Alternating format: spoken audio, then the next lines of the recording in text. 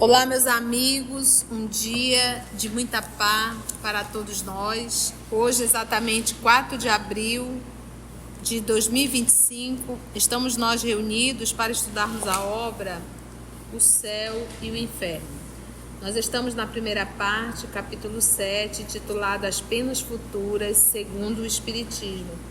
E nós estamos exatamente estudando o Código Penal, né, Augusto, da vida futura. Então, hoje nós vamos adentrar no Código 21º, confere? Então, vamos pedir para a nossa irmã Aramita fazer nossa prece de gratidão e logo depois o nosso irmão Augusto irá fazer a recapitulação do nosso último estudo. Vamos orar? Vamos orar. É com alegria, Jesus, que nos reunimos para o estudo dessa obra, que tantos esclarecimentos, tantas direções, tantos avisos nos dá. Ajuda-nos com a tua misericórdia para que possamos realmente estar presentes nesse estudo, podermos aproveitar as lições e colocá-las em prática no nosso dia a dia, primeiro para nós, depois, se pudermos, orientar alguém que convive ou seja próximo a nós. Que não queiramos ser pregadores só de palavras, que sejamos pregadores de ações, pregadores com o nosso exemplo. Ajuda-nos com a tua misericórdia, ajuda-nos a ficarmos contigo, porque tu, com teu amor, está conosco desde sempre, que assim seja. E aí, Augusto, conta pra gente. Semana passada nós estudamos o item 20, onde vimos que, sejam quais forem a inferioridade e a perversidade dos espíritos, Deus jamais os abandona. E que todos têm seu anjo da guarda, que por eles vela, que lhes espreitam os movimentos da alma e se esforçam por suscitar-lhes bons pensamentos. E hoje a gente vai adentrar o 21º. Cada criatura só é responsável pelas próprias faltas. Ninguém sofre por erros alheios, a não ser que os tenha gerado, quer provocando-os pelo exemplo, quer não os impedindo quando poderia fazê-lo. Assim, por exemplo, o suicida é sempre punido, mas aquele que maldosamente impele alguém ao desespero e o leva a suicidar-se, esse sofre ainda maior pena. Esse código, ele nos traz uma responsabilidade muito ampla mesmo. Nós temos um alto número de seres humanos que tem a atitude do Pilatos, lava as mãos, isso não tem nada a ver comigo, né? A gente faz muito isso. Então vamos aqui ticar. Era muito comum nós falarmos que o pecado de um pai poderia cair sobre um filho, não é isso? Sobre o inocente, como se diz. Pelo pecador paga-se o inocente, né? Tem um dito assim, né? Então, não é assim. Perante o Código Penal da vida futura, cada criatura só é responsável pelas próprias faltas. Então, a falta que eu cometo, eu sou responsável por essa falta. O meu filho não vai responder por isso. Entende? Então, esse é o primeiro ponto. Ninguém sofre por erros alheios. O meu pai fez isso, a minha mãe fez isso, eu estou sendo responsável pelo que eles fizeram. Você vai ter que responder pelo que seu pai fez perante a divindade. Não. Mas o que eu faço com os meus pais, aí eu terei que responder. Ele diz, ninguém sofre por erros alheios, a não ser que os tenha gerado. Então, se eu fui responsável pelos erros que o Augusto tomou, eu vou ter que responder. Vamos trazer isso de uma forma educacional. Vamos falar da relação da educação primeira, que é o lar. Se eu não eduquei bem o Augusto, eu, como mãe, terei que responder por isso. Eu, como pai, terei que responder por isso. Tá? Então, esse é o problema. Por quê? Porque eu, de certa forma, pela minha falta de limites de educação, eu acabei não direcionando a pessoa que Deus me confiou para o processo da educação, que foi o filho ou a filha. Então, a não ser que os tenha gerado, quer provocando-os pelo exemplo. Então, aí quando a gente fala pelo exemplo, aí vem exemplo do pai, exemplo da mãe, exemplo de um professor, exemplo de um artista. Então, toda vez que eu me torno alguém de destaque, hoje a gente diz de formador de opinião, hoje é um termo que a gente muito usa, eu passo a responder pelo exemplo que eu estou dando e que outros estão copiando. Então, não tenho nada a ver com isso? Tem, porque você se tornou um formador de opinião. Você se tornou um alvo e exemplo para muitas pessoas. Então, agora imagina quando você faz um trabalho de destaque e que o teu público é o público jovem. Olha a responsabilidade que você vai estar assumindo perante a divindade. Então, vai ter que responder? Terá que responder. Então, ele diz, quer provocando-o pelo exemplo, quer não os impedindo quando poderia fazê-lo. Então, quantas vezes nós temos a possibilidade de evitar uma falta e a gente não diz assim, eu não tenho nada a ver com isso? O que diz o Evangelho? Que nós devemos tomar partido do fraco em detrimento do forte. Você vai lá para ajudar o mais fraco e não se aliar com o forte para destruir o fraco. Assim, ele dá um exemplo. O suicida, ele será punido pelo que fez? Vai. Punido dentro da própria lei, ele vai ser punido. Não, punido não é Deus, punido é porque Deus criou lei. E ele vai estar submetido à lei. Todos nós estamos submetidos à lei. Tem o suicídio direto e indireto. Deixa de cuidar do teu corpo para você ver o que vai acontecer. Comece a utilizar, como diz lá o nosso Chico, né, a alegria química, a felicidade química. Para você ver essa felicidade virando uma infelicidade. Então, isso é uma consequência, é um processo natural, isso está dentro da lei da ação e reação. Mas aquele que maldosamente impele, empurra alguém ao desespero e o leva a suicidar-se, esse sofre ainda maior pena. Então, quantas vezes nós não levamos o outro a um ato de desespero? Torturando a pessoa muitas vezes. Num ato de uma dívida. Num ato de um abandono, que você abandona a esposa, abandona filho, abandona todo mundo e vai viver sua vida. E que o outro, no ato de desespero, comete suicídio por conta desse abandono. O coração do outro é um campo minado. Nós devemos aprender a respeitar os seres humanos. 22º. Embora a diversidade de punições seja infinita, existem algumas que são inerentes à inferioridade dos espíritos e cujas consequências, salvo pormenores, são mais ou menos idênticas. Essas penas, ela é resultado do meu nível de consciência. Então, eu posso pegar 3 pessoas aqui. 3 pessoas cometeram o mesmo tipo de suicídio. Mas cada uma delas está em um nível de consciência diferente.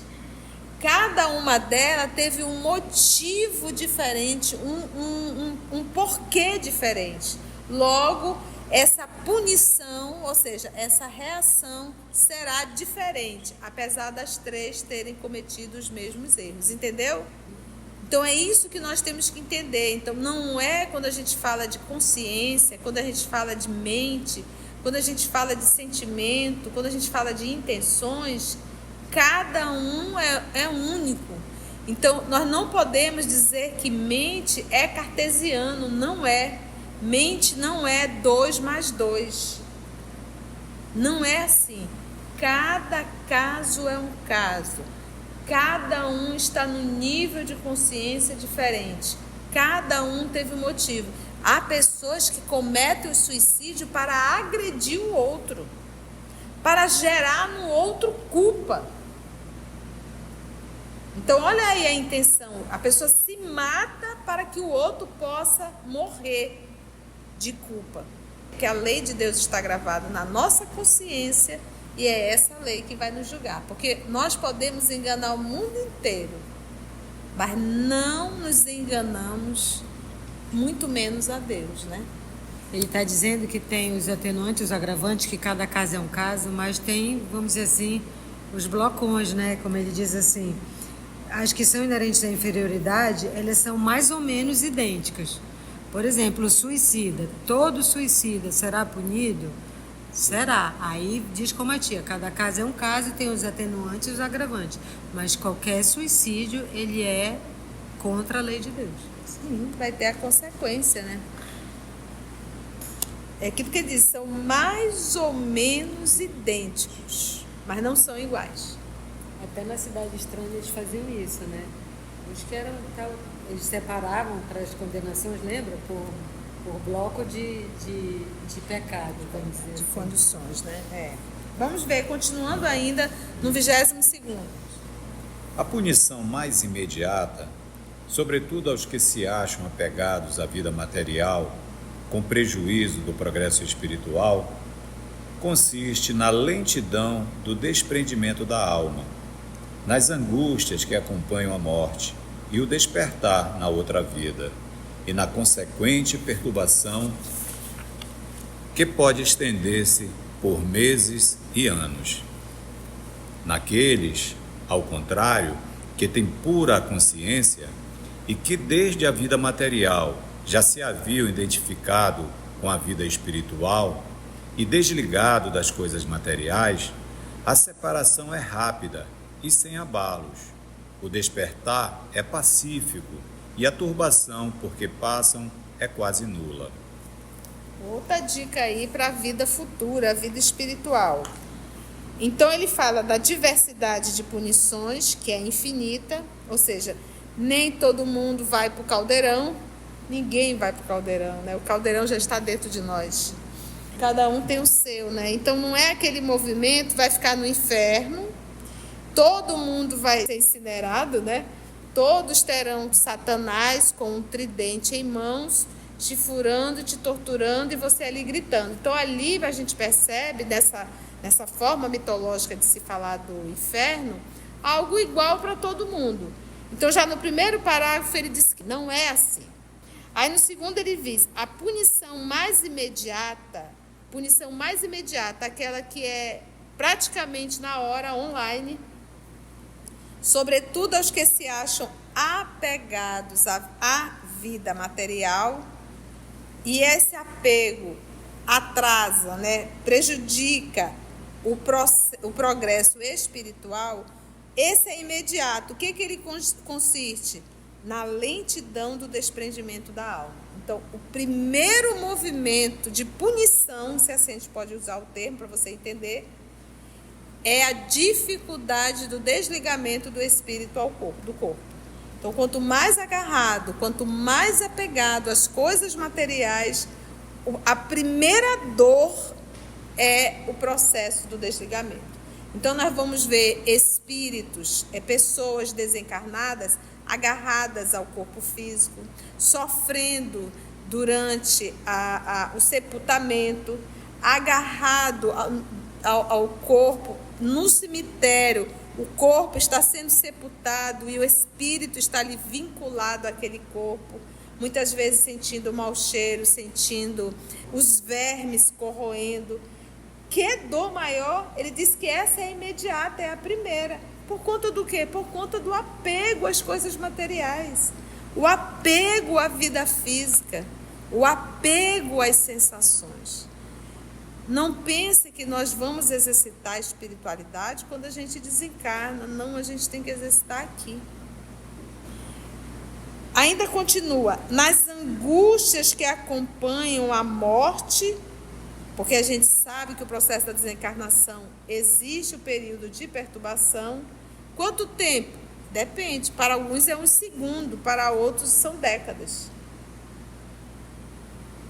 nas angústias que acompanham a morte e o despertar na outra vida e na consequente perturbação que pode estender-se, essa perturbação, por meses e até anos, sem entender o que está acontecendo. Aí ele diz, naqueles, ao contrário, que têm pura a consciência, ou seja, é muito comum nós encontrarmos pessoas na Terra que têm pura consciência. E o que é essa pura consciência? É eu estar em paz com as minhas atitudes perante a minha própria consciência, perante as leis de Deus que estão gravadas na minha consciência. Meus irmãos, nós não precisamos sentar aqui para saber o que é certo e o que é errado. Porque a lei de Deus, ela está na nossa consciência. E a gente sempre diz, e quando nós queremos fazer algo que é errado, como é que a gente faz? A gente faz escondido. Ou quando a gente não faz escondido, todos nós sentimos um mal-estar quando fazemos algo, por mais que a gente tente dissimular. É por isso, eu fico pensando, o Brasil é um dos países onde nós temos o maior número de pessoas que muitas vezes nós anuímos com o crime de uma forma muito como se fosse natural. Então a gente burla, a gente fura fila, a gente dá um jeitinho para tudo, para que a gente possa se beneficiar de alguma forma. Em todos os lugares a gente encontra isso. E só como a lei de Deus está gravada na nossa consciência, nós queremos anestesiar essa consciência. Pois a gente hoje tem um dado, o Brasil é o país que mais consome medicações psiquiátricas. Eu acho que isso já é um bom resultado para a gente entender o quanto nós estamos adoecendo. Então a gente não tem ainda essa consciência desperta de entender que o jeitinho brasileiro acaba tirando a minha saúde, acaba tirando a minha paz. Então ele continua aqui, olha. Naqueles, ao contrário, que têm pura consciência e que desde a vida material já se haviam identificado com a vida espiritual. Ou seja, é comum encontrar pessoas assim, né?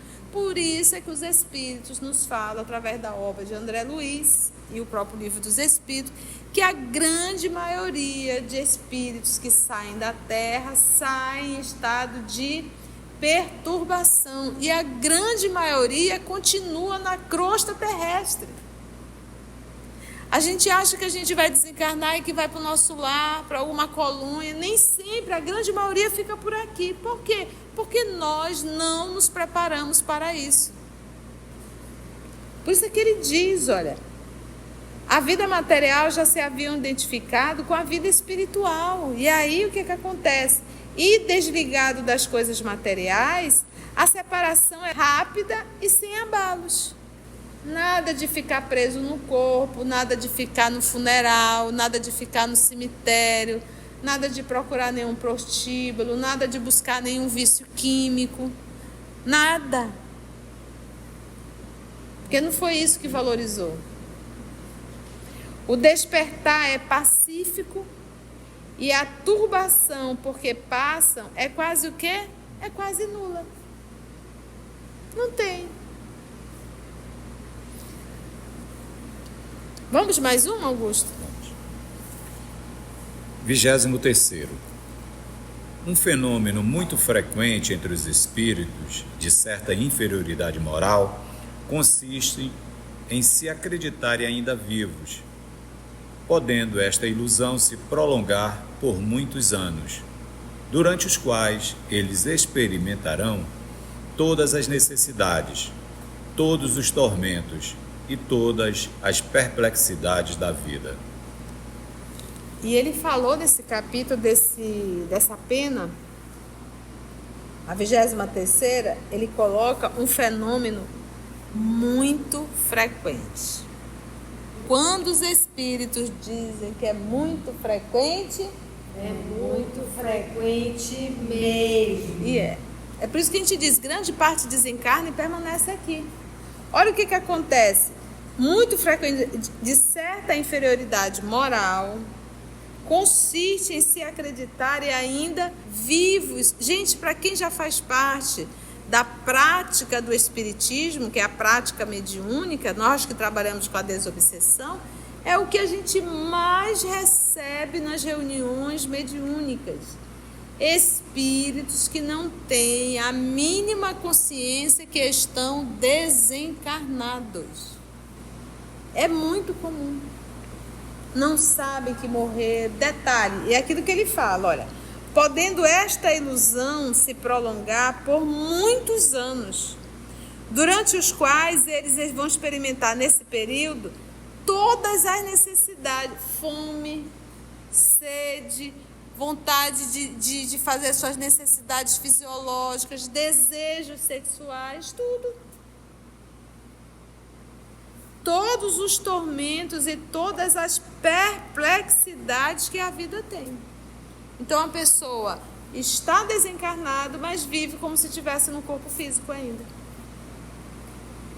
E de certa forma até como se fosse, porque o corpo perispiritual é muito grosseiro. O organismo perispiritual é muito grosseiro. Logo tem todas as necessidades. Vamos dar uma paradinha aí? Foi bom, gente? Aqui o professor Denizade, de uma forma muito didática, e a família totalmente da área jurídica, ele vai colocando aqui o que se espera do outro lado. Lembrando que a obra O Céu e o Inferno já foi em 1865. Então aqui já estava ali com 8 anos de espiritismo, né? Legal. Eu estava aqui olhando a publicação das obras. O Livro dos Espíritos foi em 57, né? 1857. O Livro dos Médiuns foi 4 anos depois, 1861. E o Evangelho foi em 1864.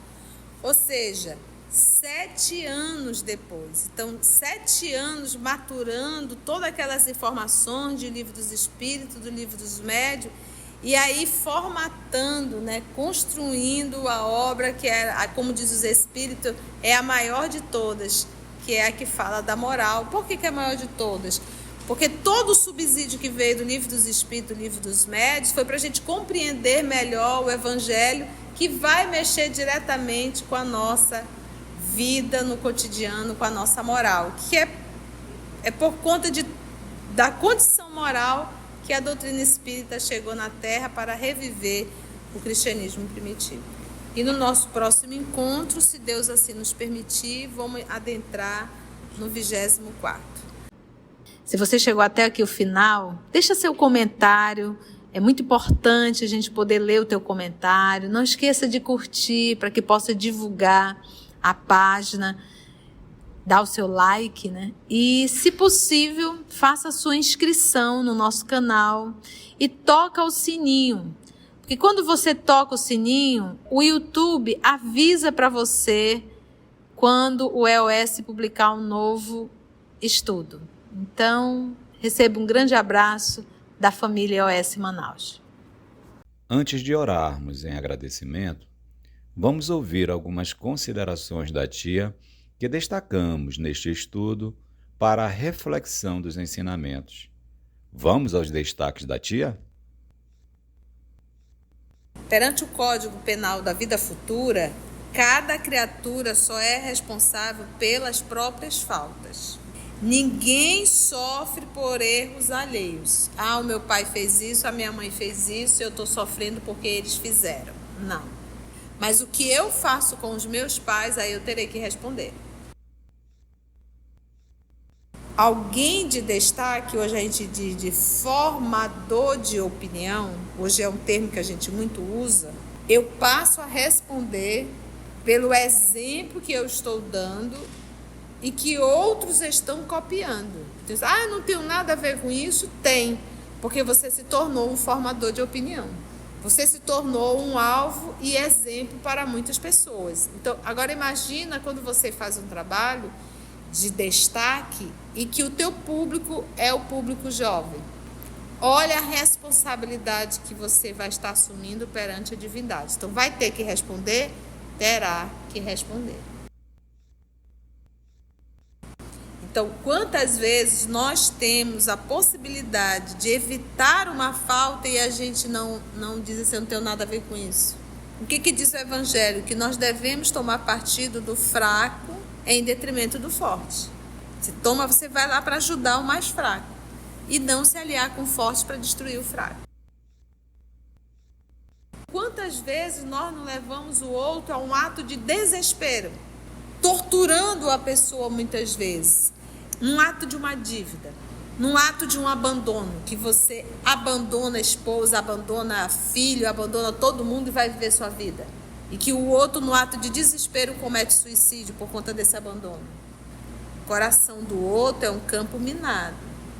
Nós devemos aprender a respeitar os seres humanos.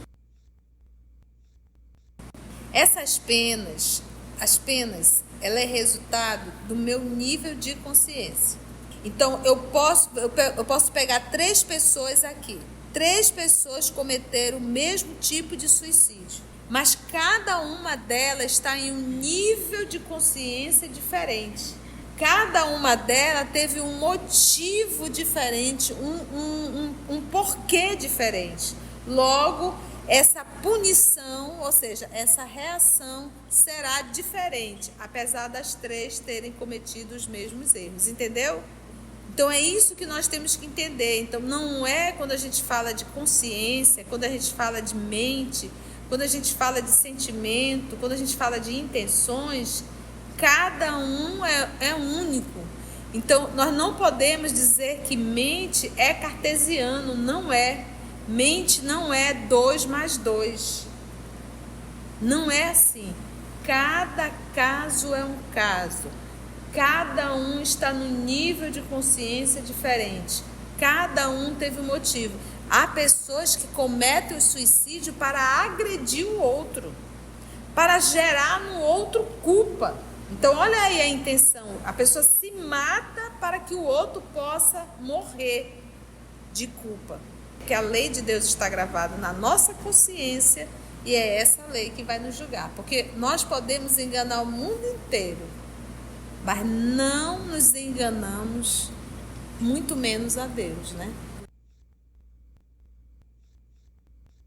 O primeiro movimento de punição, se assim a gente pode usar o termo para você entender, é a dificuldade do desligamento do espírito do corpo.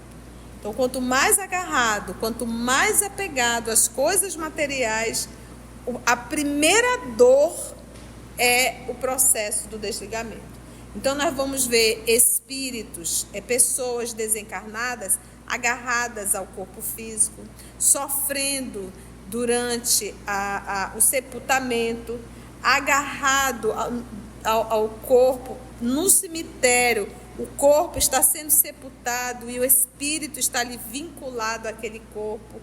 Muitas vezes sentindo o mau cheiro, sentindo os vermes corroendo. Que dor maior? Ele diz que essa é imediata, é a primeira. Por conta do quê? Por conta do apego às coisas materiais. O apego à vida física.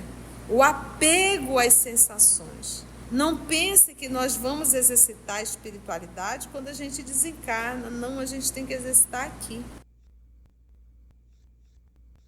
O que é essa pura consciência?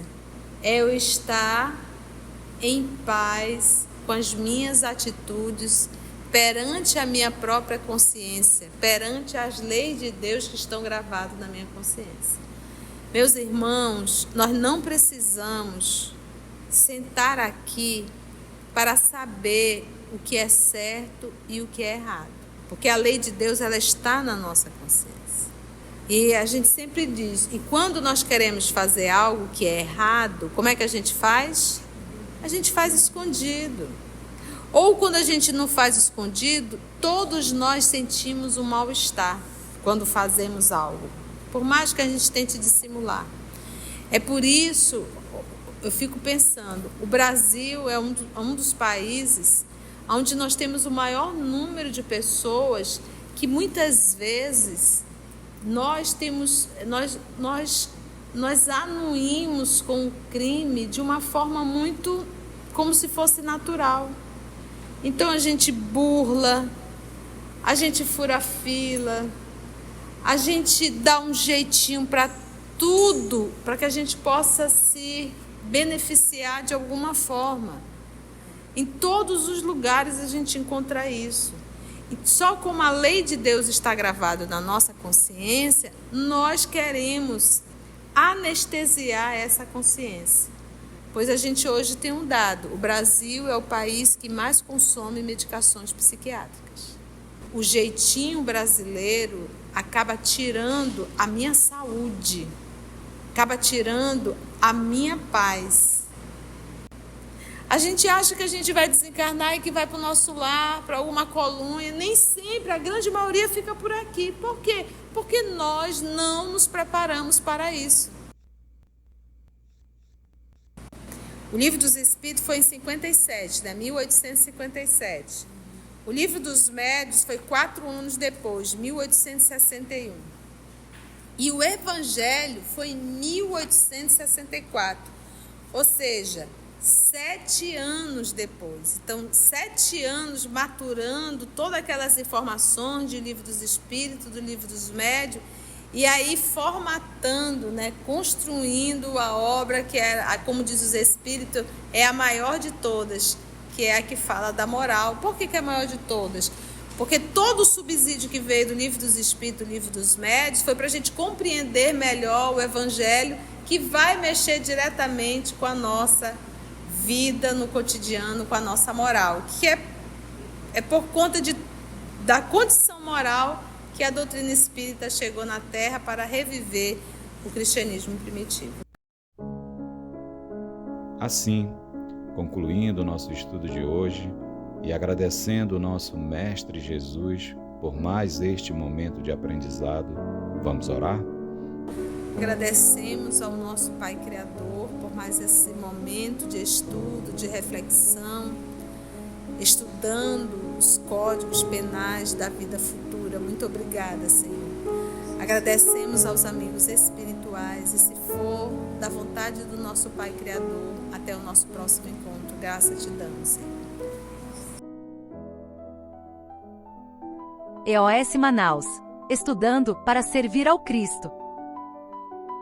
Visite nosso site em www.eosmanaus.org. No YouTube, procure o canal EOS Manaus. Participe do nosso grupo no Facebook. No Instagram somos @EOS Manaus. Escute e estude na Rádio Manaus de Estudos Espíritas. Estamos, também, em diversas plataformas de áudio. Procure EOS Manaus, no seu aplicativo preferido. EOS Manaus. Estudando para servir ao Cristo.